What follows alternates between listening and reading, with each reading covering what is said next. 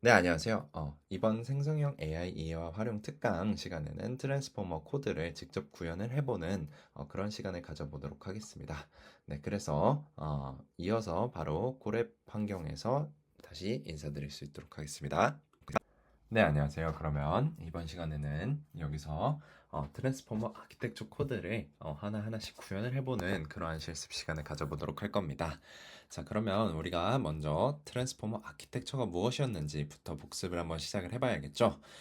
트랜스포머 아키텍처는 문장에 도대체 어떤 부분을 집중해서 읽어야 되는지 그런 생각을 우리가 어떤 텍스트가 주어진다면 어떤 부분이 중요한가를 파악을 해내기 위해서 그러한 고민들을 계속해서 해내기 마련이죠. 예, 이러한 고민하고 수행하는 이러한 생각을 고민하고 수행하는 사람의 문장 처리 방식을 모방하는 어텐션 메커니즘이 나오고 나서 이전에 LSTM과 유사한 기억을 모방하는 방식의 복잡함을 최대한 덜어냈습니다. 그리고 이 어텐션 메커니즘만으로도 언어 모델을 만들 수 있다. 기존의 RNN이라든지 LSTM 같은 복잡한 아키텍처 없이도 효율적으로 어텐션만을 가지고 그 랭귀지 모델을 만들 수 있다라고 주장한 것이 트랜스포머 아이디어의 핵심이었습니다. 자, 그래서 트랜스포머 아키텍처는 현존하는 LLM이라고 우리가 부르는 뭐 오픈 AI의 챗GPT부터 시작을 해서 정말 많은 모델들이 존재하죠. 그런 모든 LLM들의 근간을 이루고 있는 아키텍처라고 할 수 있습니다. 모든 논문이 이 트랜스포머에서 시작했다라고 봐도 거의 과언이 아닐 정도로 가장 중요한 아키텍처이죠. 그래서 이 트랜스포머 아키텍처를 구성하는 요소들을 여러분들이 잘 이해하고 있는 것이 정말 중요합니다. 네, 그리고 이 각각의 요소들이 왜 필요한지, 그리고 더 나아가면 직접 해당 요소를 구현하는 것도 알고 있으면 매우 좋겠죠. 네, 그래서 이번 시간에는 트랜스포머의 그러한 요소들, 우리가 대표적으로 배웠던 어텐션 메커니즘, 그 중에서도 이 트랜스포머 아키텍처에서는 셀프 어텐션 메커니즘이 사용이 되죠. 그리고 스케일드 다 프로덕트라고 하는 어텐션 스코어를 계산하는 방식과 레지듀얼 커넥션, 잔차 연결이라고 부르는 것, 그리고 이제 층 단위의 층 정교화라고 부르는 것, 그리고 포지셔널 인코딩, 그리고 마지막으로 이제 멀티헤드 어텐션까지 이러한 요소들이 존재를 하는데 도대체 왜 이 아키텍처 트랜스포머 아키텍처의 구성 요소들 각각이 중요했으며 어떤 방식으로 이를 구현을 할 수 있는지 저와 함께 따라와 주시면 좋을 것 같습니다. 자, 그래서 실제로 트랜스포머 아키텍처 같은 경우에는 워낙 유명한 아키텍처이다 보니까 파이토치 상에 이미 구현이 존재합니다.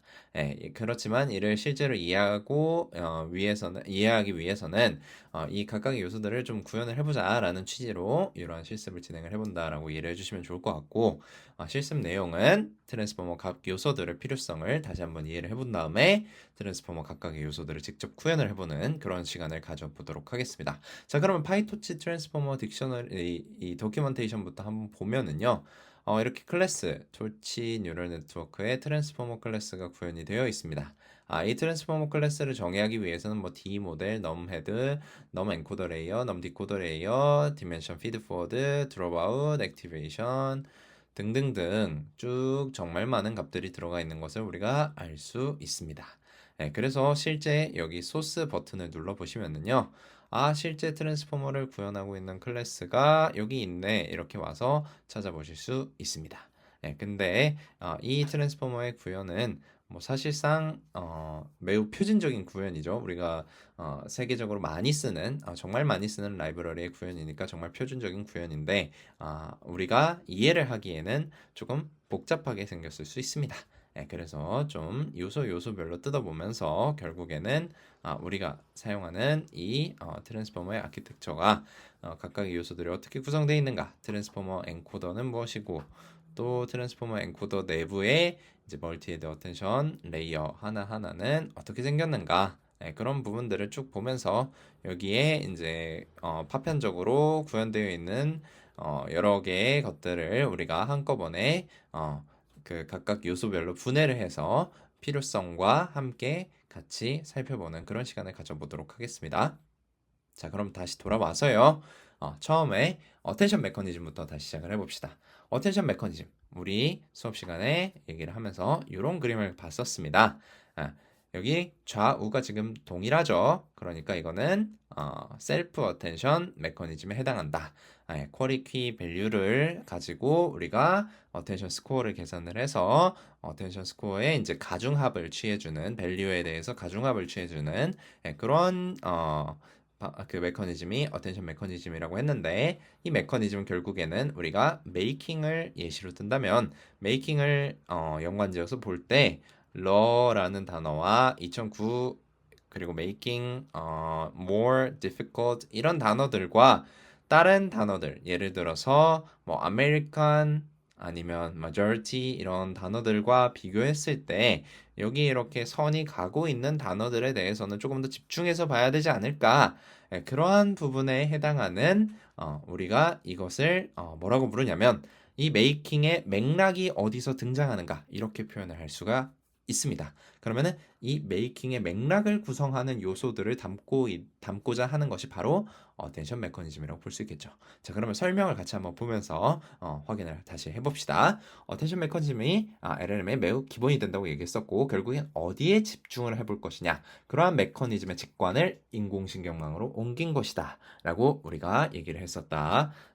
기억을 해주시기 바랍니다. 그래서 정의를 내려보자면 어텐션 메커니즘은 입력 쿼리의 각 요소와 키를 바탕으로 계산된 가중치를 사용을 해서 각 시퀀스 요소들을 가중평균하여 계산을 하는 어떤 방식이다.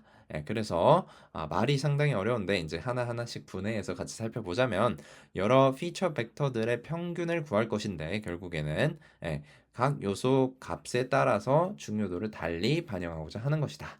이게 어떤 말일까요? 피처 벡터라고 하면 우리가 어떤 디멘션으로 처음에 그 인코더 레이어에서 이렇게 사용을 시키게 됩니다. 그럼 그 각각 사용한 여러 레이어들이 이렇게 쭈루룩 존재하게 될 텐데 그 각각의 피처 벡터에 해당하는 부분들에 대해서 이 관점으로 봤을 때는 어떤 요소가 중요하게 보이겠구나.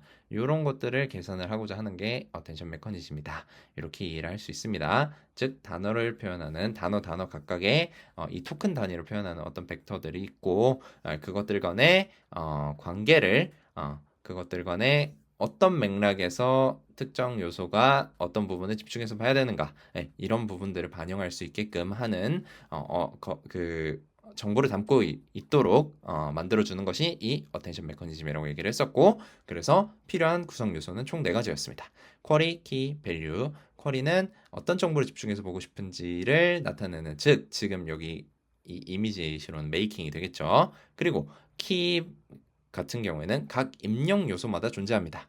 그래서 해당 요소가 어떤 정보를 담고 있어서 쿼리로 들어오는 거랑 얼마나 어떻게 관련이 있는지를 담고 있는 벡터가 바로 이 키 벡터라고 볼 수 있고요. 마지막으로 이제 값에 해당하는 부분은 실제로 평균을 구하고 싶은 우리가 가중합을 구하는 게 결국에는 가중평균 하는 게 결국에는 어텐션 메커니즘이라고 했는데 가중평균 할 대상이 바로 이 값이라는 밸류 벡터가 되겠죠. 그래서 쿼리와 키를 통해서 계산된 가중치를 이 값으로 평균 낸 게 바로 어텐션 메커니즘의 핵심입니다. 자, 그리고 스코어 함수라는 말까지 같이 한번 등장하는 것을 우리가 살펴볼 수 있는데 쿼리와 키 쌍이 있다라고 했을 때 각각 이 둘의 유사도를 계산하는 함수가 바로 스코어 함수이다 라고 이해를 해주시면 됩니다. 즉 쿼리와 키 간의 인터랙션을 어떻게 반영할 것이냐 내적으로 반영할 거다 뭐 스케일드 다 프로덕트 이렇게 여러 가지 방법들이 있습니다. 이거 이외에도 수업 시간에 다른 것도 많이 다뤘었죠. 그래서 결국에는 쿼리와 키를 통해서 어텐션 그 스코어를 계산하기 위해서 즉 가중 평균을 구하기 위한 가중치를 계산을 할 때 어떤 함수를 사용할 것이냐 그것이 바로 스코어 함수다. 그래서 닷프로덕트 일반적으로 닷프로덕트 혹은 작은 MLP 레이어로 표현이 된다. 이렇게 이해를 해주시면 되고요. 가중치는 모든 스코어 함수의 결과값에 대해서 소프트맥스를 취한 것으로 계산이 됩니다. 즉 그게 무슨 말이냐라고 보면은 쿼리와 가장 유사한 키를 가진 요소일수록, 이 말은 쿼리의 가장 중요한 키일수록 이제 높은 가중치를 받게끔 설계가 된다는 거니까, 결국엔 이걸 우리가 특정 쿼리가 주었을 때 그것의 가장 중요한 확률 값으로 변환을 시키고 싶은 것이죠. 예를 들어서 이 메이킹에 대해서 여기에 뭐 more가 나올 확률이 같이 연관되어 있을 확률이 뭐 0.4라고 합시다. 그러면은 그런 0.4라는 확률을 뽑아내기 위해서 이렇게 소프트맥스 값을 취해야 된다라고 이해를 해주시면 되고요. 요 각각이 이제 해당하는 토큰의 밸류에 곱해지게 되는 가중치로서의 역할을 한다고 얘기를 했었습니다. 네, 그래서 각 단어마다 키와 밸류 벡터가 하나씩 존재하기 때문에 이제 쿼리는 모든 키와 스코어 함수를 통해서 비교를 해서 만들게 가중치를 만들게 되고요. 그리고 소프트맥스 도식에서는 이제 생략이 되어 있지만 실제로는 이 소프트맥스는 적용이 되고 있다라고 얘기를 하고 있고, 마지막으로 가중치 벡터들을 밸류에 곱해서 가중치를 밸류 벡터에 곱해서 평균을 내게 되면 최종 출력이 나오게 됩니다. 자, 그럼 그런 출력은 어떤 값에 나타내고 있다고 아까 얘기했었습니까? 이 특정 우리가 궁금한 쿼리에 대해서 그 쿼리와 연관이 있는 주변적인 맥락의 정보를 담고 있는 어떠한 벡터가 나오게 된다. 어텐션의 결과값이 그러한 형태이다라고 얘기를 했었습니다. 그래서 트랜스포머 구조에서는 특히 셀프 어텐션이 사용된다고 얘기를 했었어요. 셀프 어텐션은 비교하는 대상이 원래 어텐션 메커니즘이 서로 다른 두 시퀀스에 대해서 비교를 할 수도 있겠지만, 셀프 어텐션 같은 경우에는 서로 같은 시퀀스를 비교하기 때문에 셀프 어텐션이라고 불린다라고 얘기를 했었습니다. 그래서 쿼리 키 밸류 요소가 자신의 쿼리 키 밸류를 가지고 어텐션 메커니즘을 수행하게 되는 그런 과정이라고 이해를 할 수 있죠. 그래서 각 요소에 대해서 자신의 쿼리를 기준으로 이제 모든 쿼리 키들과 유사도를 계산하고 해당 가중치로 전체 밸류들을 평균낸다. 이때 셀프 어텐션이니까 인풋과 비교하는 쿼리 키 밸류 모두 자신에서 왔다. 이렇게 정리를 해볼 수 있는 게 어텐션 메커니즘이었습니다. 어텐션 메커니즘의 직관은 여러분들이 잘 이해하고 계실 거고, 결국 계산하고자 하는 반은 중요한 키를 통해서, 지금 뭐 쿼리 값이 있다고 했을 때 키와 어떤 식으로 연산을 해가지고 어텐션 스코어를 계산을 해가지고 그 어텐션 스코어를 가중치 삼아서 각각의 토큰의 밸류라는 게 정의되어 있는데, 그 밸류를 가중평균해서 반영을 하겠다. 그렇게 이해를 해주시면 되겠습니다. 자, 그러면 우리는 이제 스코어 함수의 실제 예시 중에 하나인 스케일드 닷 프로덕트 어텐션, 스케일드 닷 프로덕트 어텐션 스코어를 적용한 어텐션 메커니즘이다 라고 이해를 해주시면 됩니다. 자, 그래서 이 방식을 같이 한번 살펴볼 거예요. 그래서 이 정리부터 해보자면, 스케일드 닷 프로덕트 어텐션이라고 하는 거는 이제 트랜스포머 모델에서 차용한 핵심 어텐션 스코어링 방식이다 라고 이해를 해주시면 될 것 같고, 결국에는 시퀀스 안에 한 요소가 다른 모든 요소들을 참조를 해서 정보를 얻는다. 그게 이제 어텐션 메커니즘이었고, 그때 어텐션 스코어를 계산하기 위해서, 중요도를 계산하기 위해서 다 프로덕트, 즉 내적을 통해서 유서도를 측정하겠다. 그리고 소프트맥스를 통해서 가중치를 부여해주는 이런 과정이 거쳐져 있는데, 그 전에 스케일하는 과정이 끼어들어갔다 해서 스케일드 다 프로덕트 어텐션이라고 부른다라고 얘기를 했었습니다. 자, 그래서 이 스케일드 다 프로덕트 어텐션의 수식을 정리를 해보자면, 인풋으로 들어가는 것들의 Q, K 그리고 이제 V가 있었습니다. Q는 이제 쿼리의 디멘션이 될 거고, 전체 시퀀스의 길이 그리고 곱하기 쿼리와 키는 이제 차원이 같아야 연산이 되니까 같은 차원을 가지는 어떤 정해진 차원이 될 거고요. D 밸류도 이제 이것도 정해진 차원이 될 겁니다. 그래서 키와 쿼리는 동일한 사이즈를 가지는 행렬이고, 밸류도 이제 보통은 전부 3개 다 모두 동일한 사이즈를 갖게끔 그렇게 코드를 짜는 게 일반적입니다. 네, 그래서 그 부분 알고 있으시면 좋을 것 같고, 결국에는 QK 트랜스포즈라고 하는 이 연산이 바로 앞서 얘기했던 다 프로덕트 연산이 들어가는 것이죠. 네, 그래서 커리어 키 간의 모든 조합의 유사도를 계산한다. 여기는 지금 뭔가 깨져 있는 부분이 있는데, 그냥 T를 이제 T by T의 매트릭스가 나오게 된다. 왜냐하면 지금 t by dk랑 dk 그 트랜스포즈 한 거니까 dk by t를 곱하면은 t by t 매트리스가 나오게 되겠죠. 그걸 지금 표현되어 있는 건데 여기가 깨진 것 같습니다. 그리고 이제 dk라고 하는 것이 우리가 이 쿼리 벡터와 키 벡터 그리고 이제 보통 나아가서는 밸류 벡터까지 어떤 디멘션을 가져야 되는가에 대해서 스케일링하는 파라미터로서 dk의 제곱근을 선택했습니다. 자, 그럼 이거는 왜 사용되냐라고 물어보면은 이제 밑에서 설명을 하게 되겠지만 닷 프로덕트의 크기가 너무 커지는 것을 방지하기 위해서 사용하는 것이 스케일드 닷 프로덕트의 이 스케일링 팩터이다 라고 이해를 해주시면 되고요. 일단은 그리고 소프트맥스를 통해서 확률 분포로 앞서 얘기한 대로 각 토큰의 중요도를 나타내는 확률 값으로 표현되게끔 소프트맥스를 취해주게 되고요. 그리고 전체 수식을 이제 마지막에 웨이티드 에버리지 하게끔 밸류를 곱해주는 식으로 마무리가 됩니다. 그럼 이때 방금 얘기했던 스케일링 파라미터가 왜 필요한가라고 얘기를 해보면은 지금 쿼리랑 키 각각의 이 분포가 어떤 정규 분포를 따른다고 가정을 해봅시다. 평균이 0인 정규 분포를 따른다고 가정을 했을 때 만약에 이 디멘션이 쿼리와 키의 디멘션이 커지게 되면은 결국에는 다 프로덕트의 분산도 커지게 됩니다. 왜냐하면은 분산을 이 원래 분포의 QI와 KI가 따르는 이 분포에서의 분산을 통해서 우리가 DK가 커지는 상황에서의 그 분산을 계산해 본다고 하면은 이런 식으로 디멘션만큼 이 쿼리와 키 값을 내적한 걸로 이렇게 계산이 되게 될 거고 이런 식으로 되면은 이거는 시그마의 4제곱 시그마 제곱의 이제 제곱한 값과 거기에 그 DK로 이렇게 근사가 될 수 있다, 계산이 될 수 있다 이렇게 나오게 되는데 이때는 이제 안 좋은 상황이 발생을 한다는 것이죠. 그 말은즉슨 소프트맥스가 너무 쉽게 근사가 돼버린다는 겁니다. 세츄레이션이 돼버린다는 겁니다. 네, 세츄레이션이 된다는 말은 어떤 특정 이 분포가 좀 고르게 우리가 원하는 분산이 종 모양을 이루면서 정규 분포를 이루길 바라는 건데 그렇게 해야 좀 이상적인 학습이 되었다라고 볼 수 있을 건데 그러지 않고 이 다 프로덕트 값을 무한히 커지게 하거나 무한히 조정이 될 수 있게끔 뭔가 조치를 취해주지 않으면 값들의 베리언스가 너무 커지게 되면서 분산이 커지게 되면서 결국에는 소프트맥스 확률값이 너무 편중된 값으로 나오게 된다. 이거는 그레디언트가 너무 작아지기 때문에 특정 토큰들은 그레디언트가 너무 작아져서 나와도 의미가 없는 수준이 될 수 있습니다. 그런 것들을 방지하고자 루트 DK로 루트 DK 분의 1로 곱해주는 거네요. 그쵸? 여기는 이제 분수 형태가 됐으니까 곱해져 있다라고 이해를 해주시면 되겠습니다. 네, 곱해줌으로 수정하고 넘어가겠습니다. 네.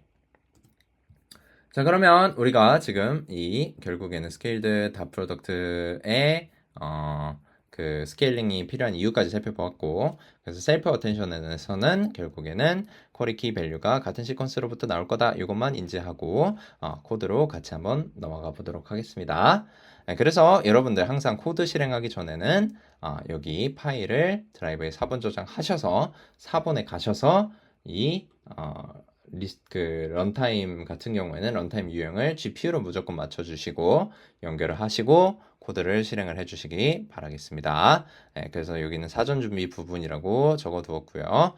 그래서 이걸 먼저 마치신 다음에 이 사전 준비가 끝난다면 이제 스케일드 다 프로덕트 어텐션을 구현된 코드가 나오게 됩니다. 이걸 같이 한번 살펴볼 겁니다. 자, 그랬을 때 스케일드 어텐션, 셀프 어텐션이 지금 어떻게 구현되어 있는지 살펴보자면 쿼리랑 K랑 V 각각 이제 어떤 벡터를 그 어텐션 레이어에서 초기화를 하고 있는 것을 볼 수 있죠. 근데 어떤 리니어한 레이어로 초기화하고 있으니까 이 리니어한 레이어라고 우리가 얘기를 한다면은 우리가 항상 수식에서 많이 봤던 어떤 A X 플러스 B 꼴입니다. 이게 리니어 레이어예요. 이 X 인풋 행렬이 될 거고요. 그 인풋 행렬의 차원을 나타내는 게 D 인풋이 되겠죠. 이 값에 해당하는 차원의 행렬이 인풋으로 들어올 것이고 거기에 어떤 가중치를 곱한 것에 바이어스 텀까지 더해주게 되면 이게 리니어 레이어의 형태입니다. 그래서 결국에는 쿼리, 키, 밸류 모두 어떠한 그 가중치 행렬을 지니고 있는 거라고 얘기를 했는데 이걸 그래야 x에 넣으면은 이 x가 결국에는 우리가 원하는 그 그 키밸류, 쿼리 키밸류 각각의 쿼리 키밸류에 공통적으로 쓰는 이 decay 디멘션에 대해서 사용한 gat으로 우리가 나타낼 수 있을 거잖아요. 그래서 그런 과정을 통해서 결국에는 이제 우리가 아까 앞서 얘기했던 대로 어텐션 스코어, 어텐션 메커니즘을 적용하는 가중평균을 구하게 되고 그래서 다시 원래 디멘션으로 돌려보내는 그런 시퀀스를 따른다라고 이해를 해주시면 되고 스케일링 팩터는 앞서 얘기한 것처럼 DK의 루트 DK분의 1 그렇게 정의가 되어 있는 걸로 이해하실 수 있죠. 마이너스 0.5승은 마이너스는 이제 분수를 역수취하겠다는 그러니까 원래 수를 역수취하겠다는 거고 0.5승은 제곱근이 되겠죠. 네, 여기까지 이해하셨을 거라고 보고요. 그러면 실제 셀프 어텐션 메커니즘의 포워딩 과정은 어떻게 되는가? 인풋이 들어왔을 때 이 인풋을 처리하는 연산이 바로 포워딩 과정입니다. 앞서 얘기한 그 순서 그대로 갑니다. X에 이제 쿼리 가중치, 키 가중치, 밸류 가중치를 모두 적용을 시켜주게 되면은 전부 다 같은 디멘션으로 이제 우리가 항상 배치 연산을 염두를 해둬야 되는데 여기는 이제 바이어스 텀이고요. 바이어스니까 바이어스라고 적겠습니다. 바이어스 텀이고 여기에 B는 이제 배치 사이즈가 됩니다. 우리가 어떤 훈련을 진행하게 되면 항상 어떤 미니 배치 내에서 스토캐스틱 그레디언트 방식을 사용을 해서 이제 그레디언트 디센트 알고리즘을 통해서 최적화를 진행을 해나가게 되기 때문에 그 배치에 해당하는 부분이 디멘션으로 여기 나온다라는 거 이해를 해주시기 바라고 T 같은 경우에는 앞서 나온 설명에서 따르겠지만 어떤 시퀀스 토큰 그 문장의 시퀀스 개수 토큰 개수 이렇게 볼 수 있는 값이고요. 그래서 처음에 B by T by D의 in으로 들어옵니다. D의 in으로 들어온 거에다가 우리가 D의 in에 D의 K의 행렬을 곱해준 거랑 똑같다라고 이해를 해주시면 되면은 요게 결국엔 B의 T의 D의 K로 바뀌게 되겠구나 이렇게 이해를 할 수 있고요. QKB 모두 그 다음에 이제 Q에다가 스케일 팩터를 곱하게 됩니다. 자, 요 수식은 그냥 여기 보이는 대로 계산을 하고 있는 거라고 이해를 해주시면 돼요. Q를 지금 먼저 DK의 제곱근으로 나누고 있구나. 그 과정을 수행하고 있구나. 그래서 스케일 팩터를 곱해줬구나 라고 봐주시면 되고 그 다음에 쿼리키를 합친 값, 쿼리키의 내적값 같은 경우에는 이렇게 Q at K로 하는데 K의 트랜스포즈로 트랜스포즈를 그냥 쓰게 되면 만약에 이게 텐서 우리가 다루는 이제 뭐 m by m by m k by l by m 이렇게 생긴 행렬이 만약에 나온다라고 하면은 이게 지금 그 행렬을 넘어서 이제 텐서라고 우리가 부르는 건데 배치가 앞에 나오기 때문에 이런 식으로 세 개가 넘어가게 되는 거잖아요. 그렇죠? 이런 상황에서 우리가 원래 트랜스포즈라는 게 정의가 되려면은 뭔가 이렇게 두 개씩만 정의가 되어야 됩니다. 차원이. 네. 요 두 차원에 대해서 L이랑 M을 뒤집은 거. 그런 식으로 정의되는 게 트랜스포즈이죠. 그래서 여기 같은 경우에도 트랜스포즈를 할 때 전치를 거칠 때 뒤에서부터 두 번째 거랑 뒤에서부터 첫 번째 걸 바꿔라. 그러면은 여기 기준으로 D의 K 여기 사이즈의 D의 K와 T를 거꾸로 역으로 돌려라. 그러면은 결국에는 BT, DK가 Q의 그 디멘션이 될 거고 요거를 이제 K를 트랜스포즈 한 거니까 B의 D의 K의 T 요거를 이제 둘이 내적을 하게 되면은 결국에는 요 첫 번째 거랑 마지막 것만 살아남게 되죠. 여기 가운데가 동일하다는 가정하에요. 그러면 B의 T의 T 사이즈로 나오게 된 게 쿼리키를 내적한 값이 되겠습니다.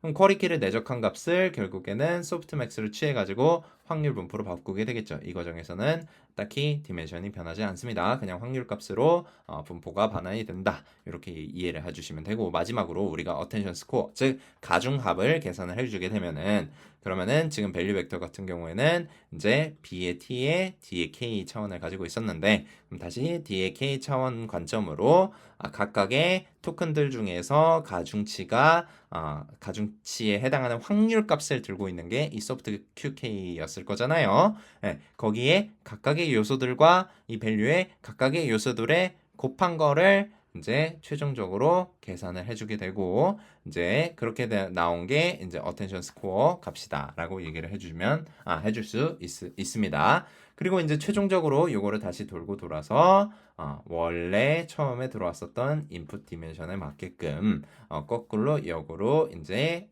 다시 사용을 해주게 되면 마무리가 되게 됩니다. 그래서 B의 T의 DK였던 행렬을 다시 요거를 B의 DK의 D인의 행렬을 그걸로 우리가 정의해놓은 아웃 행렬에 곱해줘가지고 B by T by T의 인으로 다시 어떤 이 처음 들어왔던 인풋 X와 차원은 동일하지만 결국에는 담고 있는 값이 달라진 그런 무언가를 우리가 어텐션 메커니즘, 셀프 어텐션, 특히 셀프 어텐션 메커니즘으로 만들어냈다. 이렇게 이해를 해주시면 됩니다. 제가 처음이라서 하나하나 이 모든 코드들을 전부 다 설명을 하고 있는데 이 밑으로 내려갈수록 속도를 좀 내보도록 하겠습니다. 자, 그런데 이제 여기서 얘기를 하고자 하는 내용은 결국 셀프 어텐션 메커니즘은 트랜스포머 아키텍처에서 아까 앞서 얘기한 맥락 정보 매핑을 제공하는 겁니다.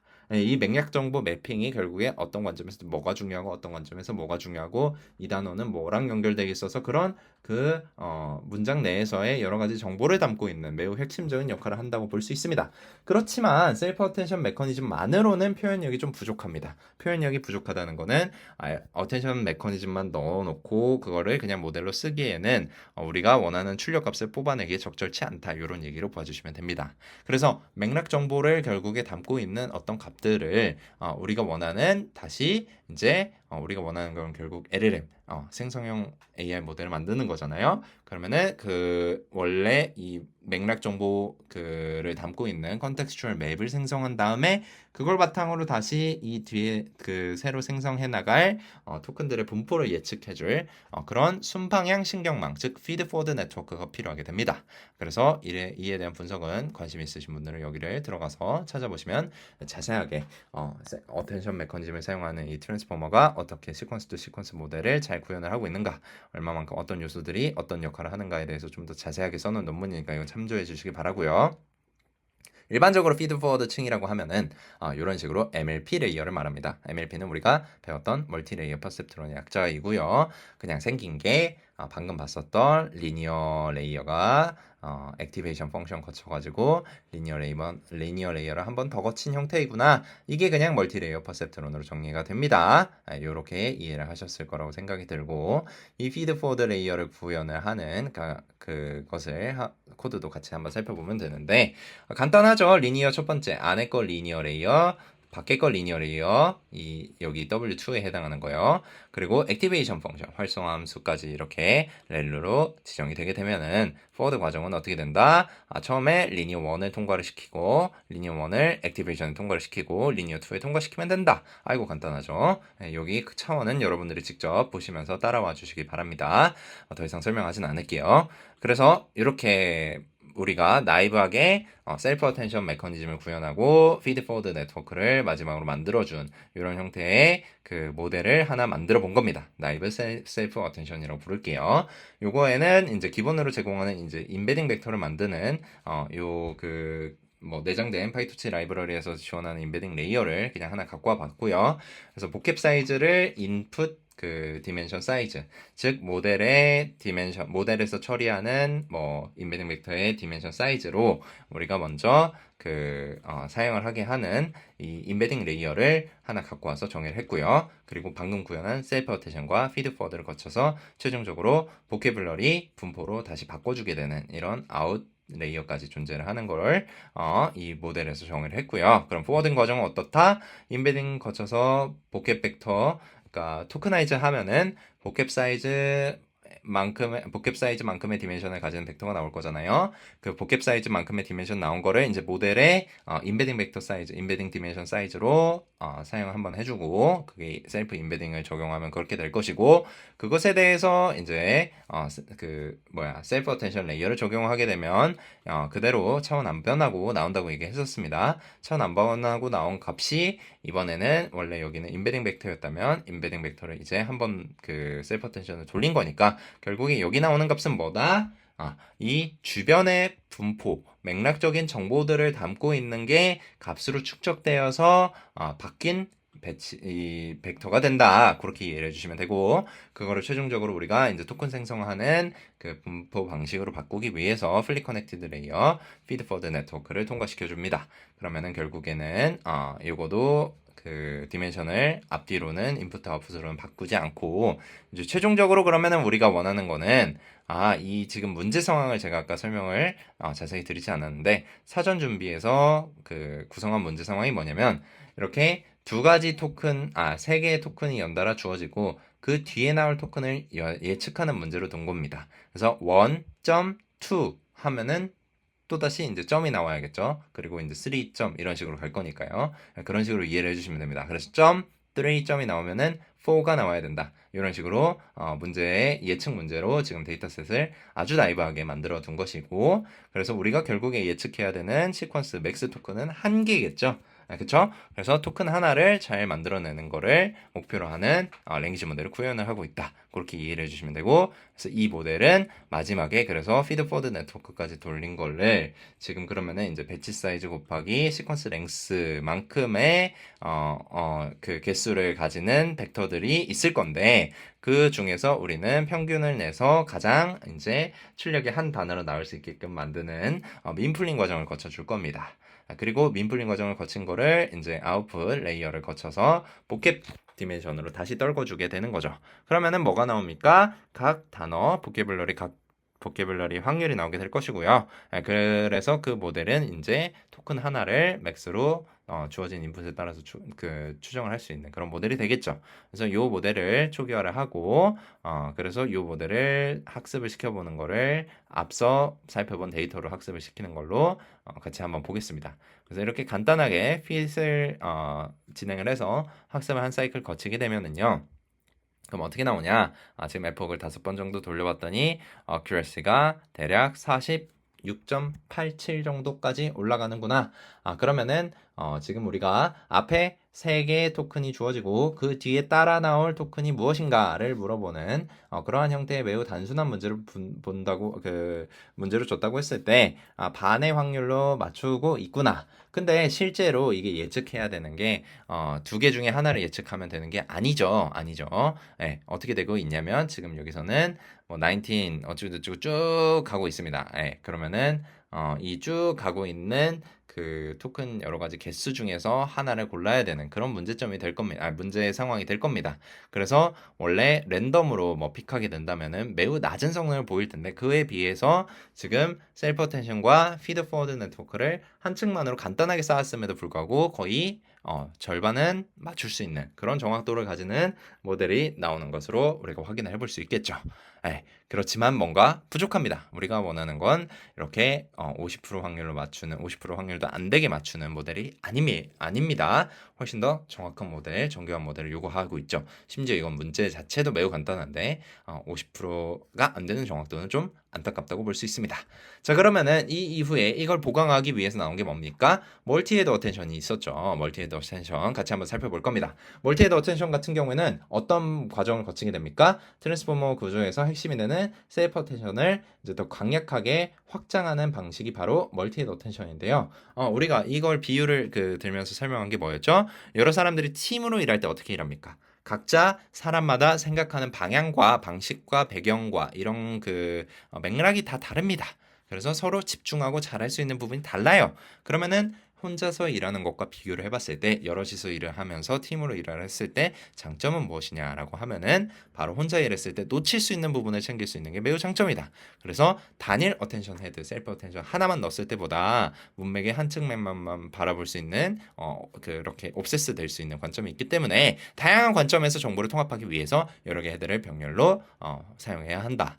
그것이 멀티헤드 어텐션의 아이디어였죠. 그래서 멀티헤드 어텐션이 필요한 이유 방금 다 설명했네요. 그래서 문장 내에서 한 문장 내에서 여러 종류의 관계가 나올 수 있기 때문에 동사 주동 관계, 시간 순서, 유사성 등등등 정말 많은 우리가 이제 우리가 사용하는 문법적인 요소들로 정의할 수 있는 것부터 비롯해서 어떤 여러 가지 각각의 태스크마다 중요해지는 특정 관점이 있을 겁니다. 그런 것들이 다 이제 정해져 있는데 그걸 각각 어텐션마다 나눠서 봐줄 게 필요하다는 거죠. 따라서 서로 다른 쿼리티 밸류 프로젝션을 여러 번 수행을 하고 각기 다른 어텐션 헤드를 병렬로 정의를 해서 합치게 되는 그런 방식이 멀티헤드 어텐션이다. 그래서 여기 작동 방식 요약을 같이 한번 살펴봐 주시면 어떻게 나오고 있습니까? 네, 입력을 이제 헤드 멀티 헤드니까 헤드 여러 개에 대해서 선형 변환으로 해서 독립적으로 나누어서 각각의 쿼리티 밸류에 대해서 어텐션 메커니즘을 수행을 하게 되고요. 그래서 스케일드 다 프로덕트 어텐션을 동일하게 계산을 합니다. 그리고 모든 헤드의 출력을 이어 붙여 놓고 그러고 나서 마지막에 아웃풋으로 다시 보내는 걸로 이제 똑같이 우리가 앞서 진행했던 셀프 어텐션 하나짜리랑 똑같이 아웃풋은 동일합니다. 인풋 아웃풋은 동일한데 셀프 어텐션을 그냥 여러 번 거쳐서 좀 더 불려놓은 효과를 본다. 그래서 수식적으로 표현되면은 이렇게 컨캐티네이션 각각의 헤드 하나들의 값을 어텐션을 계산을 하고 그것들을 컨캐티네이션을 해서 아웃풋을 취해 준 거다. 이렇게 이해를 해주시면 될 거고요. 이 헤드 하나는 어텐션 레이어 하나다. 이렇게 이해를 해주시면 좋을 것 같습니다. 자, 그래서 직관은 우리가 다시 설명했지만 어텐션 헤드를 통해서 다양한 의미론적 관계, 문법적 관계 이런 것들을 병렬로 학습할 수 있다. 예를 들어서 한 헤드는 이제 유사한 단어를 찾거나 다른 헤드는 이제 문장의 위치 정보를 보는 그런 역할을 수행할 수 있겠죠. 자, 그래서 이제 마지막으로 우리가 이 밑에서 쓰는 방식의 위에서 설명을 하나 드리고 넘어갈 건데 총 차원수를 유지를 해야 된다는 말이 나옵니다. 요거는 우리가 구현하는 방식에 따라 달려 있지만 어떤 정해진 모델의 디멘션 개수를 정해놓고 나면은 그냥 그 모델의 디멘션 개수를 각각의 헤드가 나눠 가지게 하자. 이런 방식으로 구현을 하겠다. 그렇게 단순하게 이해를 해주시면 됩니다. 그러면은 헤드 수가 몇 개를 늘리든 간에 전체 모델에 쓸 수 있는 파라미터 디멘션 수는 한정적이다라고 했을 때 그걸 어텐션 레이어 개수를 헤드를 조정을 해서 좀 더 촘촘하게 가져가거나 좀 더 큼지막하게 가져가거나 그런 조절을 할 수 있다는 얘기겠죠. 그래서 이번에는 이제 셀프 어텐션 앞에 나온 거 그대로 동일하고요. 그거를 그냥 여러 번 거친 게 멀티 헤드 어텐션으로 나올 겁니다. 그래서 코드를 같이 살펴보시면은 지금 이 DK가 어떻게 나와야 된다? D 모델 전체 모델에 나온 쿼리티 밸류 모델에 나오는 디멘션에 대해서 헤드 개수로 나눠준 거를 지금 DK 값으로 할당을 해야 된다. 쿼리티 밸류가 어떤 차원에 가져야 되느냐? 이 DK 곱하기 N 헤드 하면은 D 모델이 나와야 되는 구조니까 그걸 역으로 이렇게 나눠서 계산을 하면은 이 DK 차원을 D 모델에 종속되게 계산할 수 있게 되겠죠. 이런 식으로 계산이 되고 있고 그래서 헤드들을 정의를 합니다. 모듈들의 리스트로 정의를 해서 이 셀프 어텐션 모듈을 N 헤드 개수만큼 지금 추가를 해주고 있는 모습 볼 수 있죠. D 모델 바이, D 모델 인풋으로 들어온 거 바이, 이제 DK 개수만큼 이런 식으로 처리가 되고 있는 셀프 어텐션 연산을 이 위에서 본 것처럼 헤드 하나가 수행을 하게 되겠구나 이렇게 이해를 하시면 되고 그럼 N개의 어텐션 결과를 결국에 컨캐티네이션 해가지고 최종적으로 다시 D 모델로 프로젝션을 해줘야 됩니다. 앞서 나온 예시로는 이제 D 인풋과 동일하게 모델이 가지는 인베딩 벡터의 사이즈로 거꾸로 역으로 프로젝션 해줘야 되니까 이렇게 되어 있다라고 이해를 해주시면 됩니다. 포워드 함수도 매우 간단합니다. 인풋이 들어오면은 각각의 모듈을 통과시키면 이제 셀프 어텐션 레이어에 대해서 어텐션 스코어가 계산이 되겠죠. 그것들을 쭉 모아놓은 게 이제 아웃에 해당하게 될 거예요. 그쵸? 리스트 형태로 저장이 될 거고 그거를 전부 다 컨캐티네이션 해줍니다.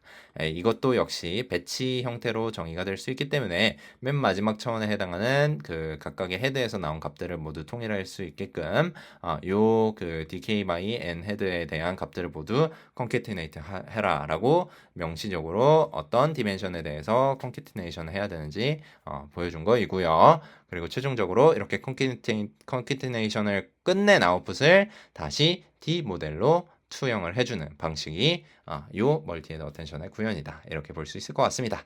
자, 그래서 이렇게 뭐 테스트를 해보면 그 디멘션이 이렇게 나올 거고, 요 디멘션 관련된 부분들은 여러분들이 다시 한번 살펴보면서 꼭 한번 다시 따라가 봐주시기를 바랍니다. 이게 생각보다 처음에는 잘 이해가 안 갈 수 있어요. 그렇지만 여러 번 보다 보면은 이런 숫자가 이렇게 나와서 지금 뭐가 어떻게 연산이 돼서 바뀌니까 어떻게 출력이 나오고 있네. 이 중간중간에 여러분이 궁금하신 데다가 프린트를 찍으시면 됩니다. 프린트를 찍어가지고 뭐 예를 들어서 지금 여기서 concatenation output에 해당하는 concat output 프린트를 찍어서 concat out의 뭐 사이즈는 무엇인가 이런 값들을 이렇게 쭉 찍어 보시면서 이 코드를 따라가 주시기를 강력하게 권장드립니다. 이렇게 예시로 한 번씩 랜덤 값으로 초기화를 해놓고 어떤 벡터 디멘션 사이즈에 대해서 연산이 어떻게 되는가, 요거를 뭐 64에서 32로 바꿨더니 이 인풋에는 안 맞겠죠. 네, 그런 것들을 여러분들이 직접 파악해 주시기 바라겠습니다. 그거는 여러분들의 먹으로 남겨둘게요. 그래서 이 멀티헤드 어텐션을 쓰는 모델로 다시 한번 정의를 해서 해보게 되면은 D 모델, 이번에는 64차원의 인베딩을 가지는 모델에 대해서 헤드를 4개로 나눠주게 되면 그러면은 이제 어떻게 되겠습니까? 각각의 그 멀티헤드 어텐션 안에는 이제 헤드가 4개가 들어있으니까 헤드 하나마다 어텐션에서 그 쿼리키 밸류의 차원은 이제 64를 4로 나눈 값인 16이 되겠죠. 그런 연산이 거쳐서 어텐션 레이어를 거치게 될 거고, 최종적으로 피드 포드 네트워크가 있어야 우리가 원하는 그 복잡 디멘션으로 다시 용으로 사용을 해줄 수가 있다. 이 부분 기억해 주시기 바랍니다. 그래서 그걸 구현한 코드라서 읽고 따라와 주시면 좋을 것 같고요. 그래서 그거를 이 멀티헤드 모델로 훈련을 해봤더니 지금 어떻게 나옵니까? 아까보다 별로 성능이 오르지 않았네요. 심지어 최종 결과는 이게 베리언스가 있을 수 있지만 별로 차이가 나지 않는 모습을 보이고 있어요. 자, 그럼 문제가 뭘까요? 여기서는 성능이 오르지 않았던 문제. 요거는 여러분들이 이제 추정을 하시면서 이 밑에 부분을 같이 잘 따라와 주시기 바랍니다. 그렇지만 지금 우리가 이 성능도 문제인데 실제로는 우리가 이 멀티헤드 어텐션을 어떻게 구현을 했나 봤더니 셀프 어텐션을 사실 병렬로 처리할 수 있다라고 아까 분명히 얘기를 했는데 이거는 병렬로 처리한 게 아닙니다. 리스트는 시퀀셜한 거예요. 시퀀셜한 거는 병렬로 구현되지 않아져 있다는 얘기랑 동일합니다. 그래서 파이썬에 그냥 forloop을 돌려가지고 forloop에 대해서 여기서 멀티헤드 그 각각의 모듈, 즉 어텐션 레이어를 한 번씩 순차적으로 연산을 하고 있어요. 이러면 어떤 문제가 발생할까요? 느리겠죠. 네, 느립니다. 그래서 n번 반복하게끔 연산할 수 있지만 이 방법은 느려서 실제로는 이렇게 구현이 되어 있지 않습니다. 그래서 요거를 이제 헤드 개수만큼 배치로 연산하게끔 이제 수정을 한 형태로 멀티헤드 어텐션을 구현을 하는 게 일반적입니다. 그래서 나머지는 비슷하고요. 그런데 이제 쿼리키 밸류를 이렇게 배치 형식으로 이니셜라이즈를 해줄 겁니다. 그 각각의 모든 헤드들을 모아놓은 그 가중치가 여기 한데 모였다 이렇게 생각을 해주시면 되고, 그러면은 이 가중치를 적절하게 나눠 가지고 헤드별로 나눠줘서 그 각각 필요한 거를 떼준 다음에 각각에 대해서 어텐션 메커니즘을 계산을 하고 똑같이 컨캐티네이션을 진행을 하는 방식으로 되어 있습니다. 네, 나머지는 별반 다르지 않은데 지금 여기 부분이 달라졌죠. 그래서 포워드하는 과정도 살짝 다릅니다. 포워드하는 과정은 일단 그 배치 사이즈랑 시퀀스 랭스, 그 BT 요 파라미터 값들을 알아낸 거죠. 그리고 D 모델 파라미터까지. 그랬을 때 그러면은 결정되어야 되는 게 지금 이 각각의 쿼리키 밸류 요 그 벡터들이 결정이 되어야 됩니다. 그랬을 때 이 밸류 그 쿼리키 밸류 프로젝션을 먼저 진행을 해서 이 디멘션을 올리게 되면은 지금 아까 방금 얘기했던 것처럼 여기서는 D 모델의 차원으로 D 모델 바이 D 모델의 가중치를 가지게 됩니다. 즉 이 말은 무슨 얘기냐라고 하면은 우리가 원하는 거는 뭐냐면은 D 모델 바이 DK 그 DK 바이 D 모델의 그 뭐 넘버 헤드 개수만큼 그 가중치가 별개로 존재를 해야 되는데 그걸 지금 병렬화해서 하나의 가중치로 효율적으로 처리를 하게끔 그래서 그 가중치의 일부를 보는 방식으로 효과적으로 처리를 한다. 이런 식으로 이해를 해주시면 되겠습니다. 그래서 view라는 함수가 나와요. 이 view는 함수 이 텐서의 모양을 바꾸는 역할을 해주는 그런 함수입니다. 그래서 D 모델로 쭉 나열이 되어 있던 거를 dk 곱하기 n 헤드 개수 멀티 헤드의 어텐션의 헤드 개수 그걸 곱한 게 D 모델이 되게끔 이렇게 잘라서 B by T by D 모델을 B by T by N 헤드의 DK로 바꿔줬다. 이렇게 이해를 해주시면 됩니다. 그리고 이제 동일하게 전치를 필요한 부분들에 대해서 전치를 수행하게 되는 것이죠. 여기까지는 잘 이해를 해서 따라와 주셨을 거라고 생각이 듭니다. 여기서 전치가 들어가는 이유는 단순합니다. 별거 아니고요. 지금 순서상으로 보면은 배치 사이즈 그리고 이제 시퀀스 랭스가 나오고 그 다음에 넘버 헤드 DK가 나오게 되는데 우리가 원하는 상황은 뭐냐면 넘버 헤드에 대해서 이따가 컨캐티네이션을 해줘야 됩니다. 그렇기 때문에 넘버 헤드를 앞으로 계산하기 수월하게 빼준 거예요. 그래서 첫 번째랑 두 번째를 뒤바꿨구나. 그렇게 이해를 해주시면 되겠습니다. 그러면 나머지는 동일합니다. 스케일드 다 프로덕스 연산 적용하고요. 그리고 이제 퀄리티 밸류 이 각각 아까 앞서서 봤던 거랑 식이 별반 다르지는 않습니다. 근데 여기서 이제 소프트맥스를 디멘션 -1에 대해서 쭉 합쳐주는 걸 볼 수가 있습니다. 이 과정에서 수행하는 것이 바로 이제 결국에는 각각의 넘버 헤드에 대해서 계산되어 있는 어텐션 값들, 어텐션 가중치 값들을 이제 전부 다 합쳐서 잘 결합을 해주게 되는 그 과정이 됩니다. 그래서 어텐션 레이어의 이제 마지막 가중 평균까지 구하게끔 이런 식으로 쭉 이어서 따라와 줄 수 있을 것이고, 최종적으로 아웃풋 차원으로 다시 돌려서 보내는 것까지 이렇게 거치게 되면은 최종적으로 끝이 나게 되는구나. 이렇게 이해를 해주시면 되겠습니다. 자, 그러고 이 멀티헤드 모델을 다시 돌려서 확인을 해봤더니 이 위에 구현된 버전과 비교해봤을 때 33345 그래서 평균 한 4초 정도 되는 것 같은데 4초보다는 좀 빠른 것 같아요. 근데 여기 같은 경우에는 지금 32233 그래서 여기는 지금 2초대가 평균으로 나오고 있는 것을 볼 수 있죠. 그래서 연산이 빨라졌구나. 그 부분에만 집중해서 봐주시면 좋을 것 같습니다. 자, 그러고 그 다음에는 이제 조금 더 복잡한 상황을 우리가 가정을 해볼 겁니다. 이 트랜스포머는 결국에 언제 쓰입니까? 네, 문장을 추론을 하는 문장의 생성형을 만들기, 언어 모델을 만들기 위해서 쓰이죠. 그때 중요한 것이 뭐였어요? 각각의 토큰의 위치를 구분을 해줄 수 있는 포지셔널 인코딩이 필요하다. 그래서 포지셔널 인코딩 살펴볼 겁니다. 데이터는 이제부터는 좀 더 복잡한 버전으로 바뀌었어요. 그냥 문장같이 보이는 1, 2, 3, 4, 5, 6, 7, 8 이런 걸로 바뀐 겁니다. 네.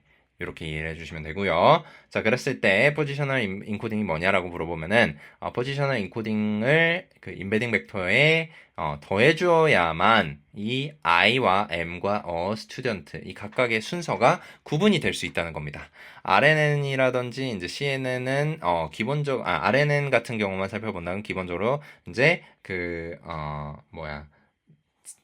타임 스텝에 대해서 계속해서 리커런트하게 뉴럴 네트워크를 정의를 하는 과정으로서 이제 순서가 자연적으로 모델 아키텍처 안에 담겨 있죠. 그렇지만 어텐션 어텐션 메커니즘만으로는 그런 값이 없습니다. 즉 무슨 말이냐 하면은 102와 201이라고 했을 때 요 각각은 임베딩 벡터로 이렇게 잘 1의 임베딩 100의 임베딩, 2의 임베딩 이렇게 잘 들어갈 건데 이 둘의 순서가 바뀌었을 때 의미가 완전히 달라지는 문제가 발생합니다. 그렇지만 지금까지 우리는 이거를 태클하지 못한 겁니다.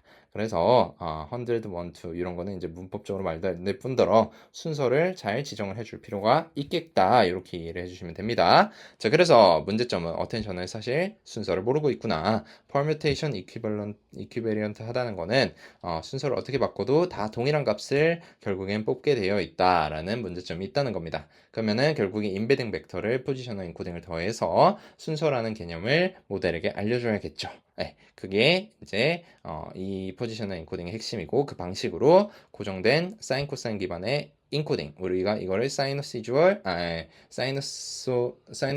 그 삼각함수를 사용하는 위치 기반의 인코딩을 사용을 했습니다.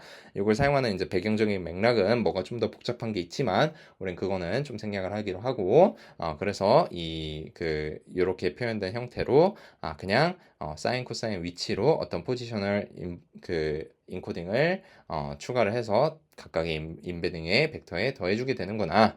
사이너시졸 그 함수를 사용하는 그 이유 같은 경우에는 궁금하신 분들은 좀 알아두면 좋을 것 같은데 뭔가 특별하게 학습을 하지 않아도 각 위치에 대해서 고유한 표현이 가능하다. 이게 결국에는 그 사인 코사인 함수가 우리가 익히 알고 있는 그 사분면 체계 내에서 가지는 특성 때문이거든요. 사인 코사인 함수로 모든 그 사분면 안에 좌표들을 표현을 할 수 있는 그것과 관련되어 있는데 그래서 고유하게 표현이 가능하다는 그 특징 그리고 이제 주파수로서 가지면서 주기성을 띠기 때문에 이게 뭔가 그 이어지는 맥락 그리고 국소적인 부분을 봤을 때 어떤 게 어떤 거 뒤에 오겠구나를 상대 위치 계산에 유리하게끔 되어 있는 부분이 이 삼각함수를 사용하는 이유 중에 또 다른 이유가 되겠습니다. 네, 그래서 학습된 포지션의 인베딩과 상당히 비슷하고 시퀀스 랭스, 엑스트라폴레이션 더 긴 문장이 있어서도 유리한 면을 보이더라 이렇게 얘기를 하고 있고요. 학습된 포지션의 인베딩을 사용할 수도 있다고는 하지만 요거는 우리가 실제로 트랜스포머 아키텍처에서 볼 수 없습니다. 그래서 요거는 다루지 않을게요. 네, 그러고 포지셔널 인코딩의 그 구현체를 보게 되면은 요거는 이제 그냥 수식적인 내용을 구현한 거라서 그냥 쭉 읽어보고 넘어가시면 좋을 것 같습니다. 이제 사인 코사인 함수를 바탕으로 위치 기반의 인코딩을 구현을 하게 되는 것이고요. 그래서 이게 어떤 파라미터가 되지 않게끔 그 어떤 상수값으로 저장이 돼서 모든 같은 위치에 해당하는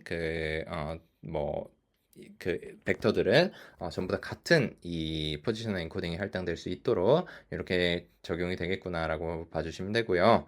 요거는 그냥 이제 수식대로 들어가는 부분인데 포지셔널 인코딩은 생각보다 좀 복잡한 부분이 있어서 따로 설명을 더 깊게 하지는 않겠습니다. 참조하시고 궁금하신 분들은 좀 더 찾아보시기 바랍니다. 자, 그래서 실제로 이 포지셔널 인코딩을 비주얼라이제이션을 해볼 수 있는데요. 값들을 이렇게 색깔 값들로 변환을 해가지고 표현을 해본 겁니다. 그랬을 때 각각의 위치에 대해서 이렇게 쭉 각각마다 다른 값들을 가지고 있다는 것을 이해를 하실 수가 있겠죠. 네, 그렇게 구성이 되어 있구나 이렇게 정도로 받아들여 주시면 되고 이 위치 인코딩을 이제 넣어주게 되면은 결국에는 트랜스포머 인베딩에 대해서 결국에는 어떤 순서의 정보를 드디어 알려줄 수 있게 되겠다.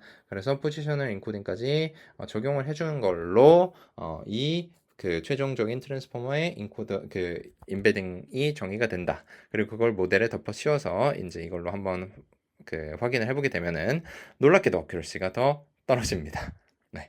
요 부분에 대한 이유에 대해서는 이제 여러 가지가 될 수 있는데 지금 사실 이제 우리가 이 어큐러시는 앞에서 봤던 어큐러시랑 다르게 봐야 합니다. 왜냐면은 앞서서 봤던 거는 세 개의 토큰이 나오고 그 뒤에 나오는 토큰을 예측하는 문제였다면 이건 좀 더 복잡해졌어요. 아까 문장으로 이렇게 쭉 이어진 거 물론 1, 2, 3, 4, 5, 6 이런 간단한 문장이긴 하지만 어쨌든 그걸 예측하는 시퀀스를 예측하는 거에 대해서 어큐시이기 때문에 좀 다르게 봐주시면 좋을 것 같고 어쨌든 시간에 대한 정보 순서에 대한 정보가 잘 반영이 됐으니까 어큐시가 학습이 되면서 어느 정도 오르는구나 라고 이해를 해볼 수 있겠죠. 자, 그리고 이제 요소들이 많아서 이제부터 조금 더 속도를 내볼게요. 루커헤드 마스킹 진행을 한다고 얘기를 했었는데 이 루커헤드 마스킹 어떨 때 쓰는 겁니까? 이 셀프 어텐션 메커니즘을 사용하는 경우에 분명히 그 트랜스포머에 들어오는 입력들은 순서의 종속성을 가지기 때문에 분명히 내가 보고 있는 시점에 어떤 특정 단어보다 앞에 있는 거는 볼 수 있는데 뒤에 있는 거는 볼 수가 없습니다. 자기를 포함한 자기 순서까지만 계산이 되어야 돼요. 이를 구현을 하기 위해서 루커헤드를 방지하게끔 마스킹을 계산해서 어텐션 메커니즘을 수행하는 게 필요하게 되고요. 그래서 마스크 튼스를 구현하는 함수를 만들고 이를 멀티헤드 어텐션에 적용을 해볼 겁니다. 간단하게 살펴보면은 이제 subsequent 마스크라고 해서 커저럴 어텐션 즉 이 루커헤드 마스크를 구현하는 방식으로 이 함수가 구현되어 있다라고 이해를 해주시면 되고요. 입력값에 대해서 이 t 개수만큼의 뭔가가 나온다라고 하면은 t 개수만큼의 토큰들에 대해서 t보다 뭐 예를 들어서 스몰 t 번째 순서에 해당하는 어떤 토큰에 대해서는 0부터 t-1번째 토큰 볼 수 있고 자기 자신 t번째까지 볼 수 있게끔 그렇게 만들어주는 마스킹이구나 라고 이해를 해주시면 됩니다. 이건 역시도 이제 너무 구체적인 부분은 이제 사실 별로 어려운 게 아닙니다. 이 상삼각행렬이라고 부르는 거를 그냥 만들어주는 거예요. 그건 뭐냐면은 그 왼쪽 아래의 부분이 차에 있는 1로 차에 있는 행렬을 얘기하게 됩니다. 그거를 그냥 입력의 사이즈에 맞춰서 생성을 해주는 게 되고요. 그래서 마스킹이 0인 부분은 볼 수 없구나. 라고 이해를 하게끔 모델에게 주는 값이다. 그래서 모델의 이 마스킹을 곱해주게 되면은, 웨이트의 마스킹을 곱해주게 되면은, 보지 않아도 되는 부분은 보지 않게 강제를 할 수 있게 되는 것이겠죠. 그래서 실제로 이 마스킹을 비주얼라이즈를 해보면은, 이런 식으로 8x8 매트릭스에서 자기보다 순서가 앞에 있는 것, 0번째는 0번째만 볼 수 있고요. 첫 번째는 첫 번째랑 0번째를 볼 수 있고, 이런 식으로 표현이 되는 거를 이해를 하실 수가 있을 겁니다.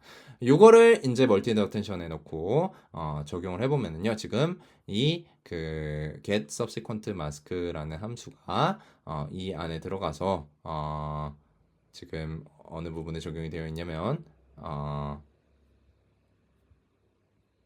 네, 이 부분이 아니군요. 네, 요거는 그냥 이제 앞서 봤던 멀티헤드 어텐션이었고요. 여기 트랜스포머 레이어에서 이제 포워딩을 할 때 뒷부분을 못 보게끔 subsequent 마스킹을 계산을 해서 마스크를 지금 곱해주는 거를 볼 수 있죠. 네, 요거 잘 기억해 두시면 좋을 것 같고, 그 다음에 트랜스포머 마스킹 모델을 그렇게 이제 정의를 해서 루커이드 마스크를 적용한 모델을 이제 훈련을 해서 학습을 시켜보면 놀랍게도 앞서 본 것보다 더 떨어집니다. 네, 루커이드 했기 때문에 아까 앞서서는 어떻게 보면은 치팅을 한 거예요. 네, 뒤에 거 보면 안 되는데 뒤에 거 보고 파악을 했으니까 그런 반칙을 저지르다가 지금 그 반칙을 못하게 막았더니 성능이 좀 떨어졌다, 이렇게 이해를 할 수 있겠죠. 자, 그리고 이제 마지막 결국의 요소 돌고 돌아서 이제 마지막 요소를 살펴보고 마무리를 할 건데요. 요 요소 같은 경우에는 이제 residual connection이라고 하는 요소와 레이어 놈까지 살펴보고 끝낼 겁니다. residual connection, 잔차 연결이었죠. 잔차 연결은 어떤 목적을 위해서 사용합니까? gradient vanishing 문제라든지 그리고 이제 gradient exploding 현상을 방지를 하기 위해서 자기 자신을 어떤 층을 feed forward 네트워크라든지 어떤 층을 통과를 시킬 때 잔차 연결로서 자기 자신을 한번 다시 더해주고 넘어가는 그런 방식으로 구현된 것이 이 잔차 연결입니다. 그리고 레이어 노멀라이제이션은 여러 가지 노멀라이제이션이 이제 필요한 이유는 되게 다양한 이유가 있는데요. 이 밑에를 읽어보면서 같이 한번 설명을 해보자면은 이 레이어 노멀라이제이션 같은 경우에는 학습의 안정화에 도움이 됩니다. 네, 학습의 안정화에 도움이 된다는 거는 그레디언트가 이제 너무 이상하게 튀거나 그런 걸 없이 레이어 안에서는 그래도 좀 일정하게 균일한 값들로서 그 값들이 분포하게끔 만들어서 학습을 용이하게 하는 그런 걸 목표로 한다라고 이해를 해주시면 됩니다. 나머지 좀 세세한 내용들은 궁금하신 분들 자세하게 읽어보시면 좋을 것 같고요. 잔차 연결은 결국에는 자기 자신을 한번 다시 더해주고 가서 그레디언트의 흐름이 그레디언트 베니싱 문제를 해결할 수 있게끔 한다. 레이어 노멀라이제이션 같은 경우에는 평균과 분산을 이제 레이어 단위마다 정교화를 해주는 방법으로서 피처의 크기를 균일하게 유지해서 학습을 용이하게 만든다, 이렇게 얘기를 했습니다. 그래서 결국에는 이제 멀티헤드 어텐션 블럭에서 우리가 앞서 이제 인풋으로 들어갔던 거 멀티헤드 수행하고 끝난 거를 아웃풋으로 나오기 전에 잔차 연결 한번 추가해주고 층을 한번 통과시키는 거니까 잔차 연결 추가하고 레이어 놈까지 적용하는 걸로 그렇게 적용을 해볼 거고, 피드 포워드 네트워크 부분에도 업데이트를 해줄 겁니다. 어떻게 업데이트를 하냐면 이제 잔차 연결과 레이어 놈을 같이 추가해주는 방식으로 추가를 해볼 겁니다. 자, 그래서 이 각각이 구현되어 있는 게 여기 피드 포워드 네트워크 먼저 구현되어 있는 거를 잠깐 살펴보시면은 레이어 놈과 드롭아웃이 구현이 되어 있고, 포워딩을 할 때 지금 마지막에 x 자기 자신을 먼저 더해주고 드롭아웃을 여기 앞에 레이어 놈을 적용하고 있는 그 부분에 대해서 지금 더해서 이렇게 구현을 하고 있구나. 피드포워드 네트워크에 대해서 살펴봤고요.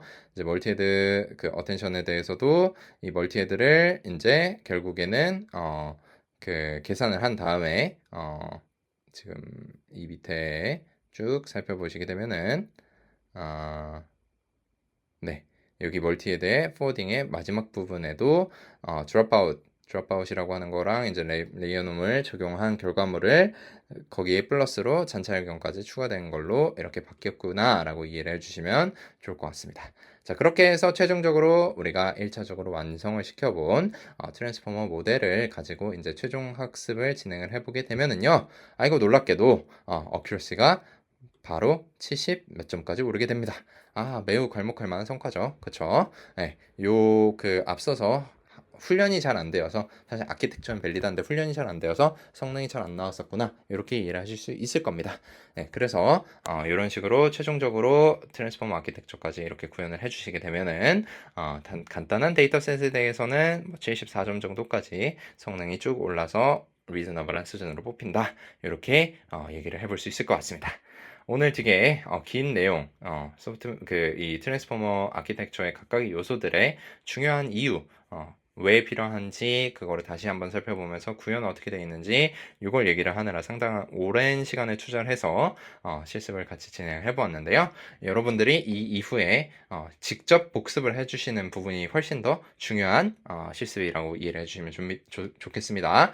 그래서 각각의 연산에서 헷갈리는 부분이 있으시거나 그런 부분들이 배치 사이즈 아마 디멘션 부분의 흐름이 처음 보신 분들에게는 매우 직관적이지 않아서 그 부분이 좀 보기 힘들 겁니다. 네, 그거는 이제 좀 오래된 그 연구자들 입장에서도 매번 헷갈리는 요소이니까 그런 부분들 잘 신경을 써서 어떻게 구현되고 있구나, 이거 한번 같이 잘 살펴보면서 복습을 잘 해주시길 바라겠습니다. 자, 그러면 오늘도 저와 함께 실습 잘 참여해 주셔서 감사드리고 저는 다음번 실습에서 또 만나 뵙도록 하겠습니다. 수고하셨습니다.